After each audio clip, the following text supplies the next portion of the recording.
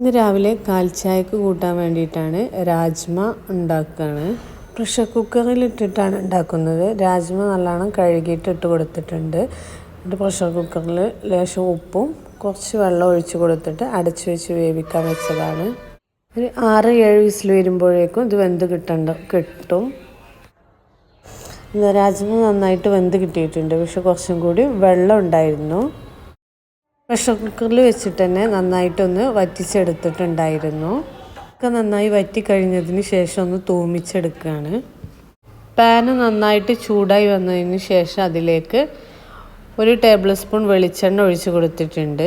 എന്നിട്ട് അതിലേക്ക് ലേശം ചെറിയുള്ളി കട്ട് ചെയ്തതും കൂടി ഇട്ട് കൊടുത്തിട്ടുണ്ട്. ഉള്ളി നന്നായിട്ടൊരു ബ്രൗൺ നിറമാകുമ്പോൾ അതിലേക്ക് രാജ്മ വേവിച്ചതും കൂടെ ഇട്ട് കൊടുത്തിട്ടുണ്ട്. എന്നിട്ട് നന്നായിട്ടൊന്ന് വഴറ്റി കൊടുത്തിട്ടുണ്ട്. രാജ്മ ഇവിടെ റെഡി ആയിട്ടുണ്ട്. ഇത് നമുക്ക് വെറുതെ കഴിക്കാനും അതുപോലെ തന്നെ ചോറിൻ്റെ കൂടെ കഴിക്കാനൊക്കെ നല്ലതാണ്. പിന്നെ ഞാൻ ഇവിടെ അധികം ഉണ്ടാക്കൽ രാവിലെ കാൽച്ചായൻ്റെ കൂടെ കഴിക്കാൻ വേണ്ടിയിട്ടാണ്.